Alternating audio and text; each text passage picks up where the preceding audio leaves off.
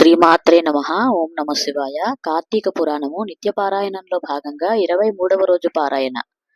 అగస్త్యునకు అత్రి మహాముని వివరించిన ద్వాదశ పారాయణం గురించి నీకు చెప్తాను విను అని వశిష్ఠుడు ఇలా చెప్తున్నాడు. గంగా గోదావరి స్నానము వలన, సూర్య చంద్రగ్రహణ స్నానముల వలన కలిగే ఫలితము కంటే కార్తీక ద్వాదశి వ్రతము చేసేవారికి అత్యధిక ఫలం సిద్ధిస్తుంది. కార్తీక శుద్ధ దశమి రోజున పగలు మాత్రమే భుజించి మర్నాడు ఏకాదశి రోజున శుష్క ఉపవాసం ఉండాలి. హరినామ స్మరణతో గడపాలి. ఏమీ తీసుకోకూడదు. అలా ఆహార స్వీకారము లేకుండా ద్వాదశ గడియలు మించిపోరాకుండా చేయడమే ద్వాదశి పారాయణము అని చెప్పబడుతుంది.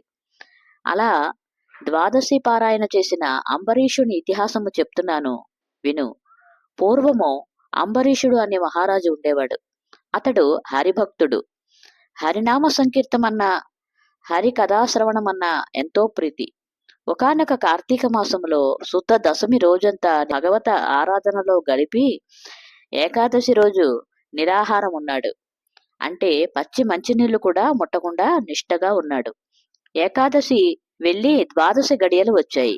గడియలున్న కాలంలోనే భుజించాలి అనే సంకల్పంతో ఉన్నాడు.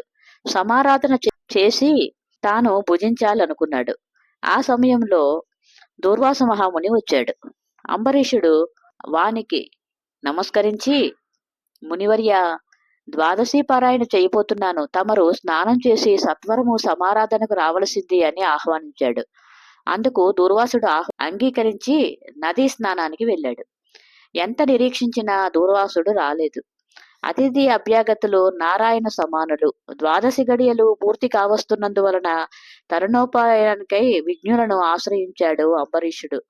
మహర్షులారా, ద్వాదశి పారాయణ అతిక్రమించకూడదు. అలా చేస్తే అంతకు ముందు చేసిన ద్వాదశి పారాయణ ఫలితం పోతుంది. అతిథి తానుగా వచ్చాడు. వారిని భోజనానికి ఆహ్వానించాను. అతిథికి పెట్టకుండా భుజించడం గృహస్థ ధర్మము కాదు. ఇది ద్వాదశి పారాయణ పుణ్యకాలము. ద్వాదశి గడియలు అయిపోతున్న ఈ తరుణంలో నాకేది కర్తవ్యము అని అడిగాడు. దుర్వాసుడు అయాచితంగా లభించిన అతిథి.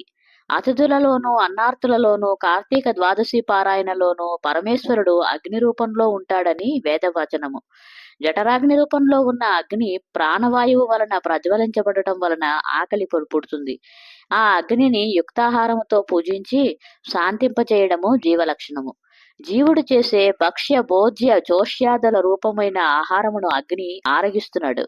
కనుకనే ఇంటికి వచ్చిన అభ్యాగతి శూద్రుడైనా చండాలుడైనా వదిలిపెట్టి భుజించకూడదు. నిత్య అగ్నిహోత్రుడు నిష్ఠాగరిష్ఠుడైన విప్రశ్రేష్ఠుడైన దూర్వాసుడు అతిథిగా వచ్చాడు.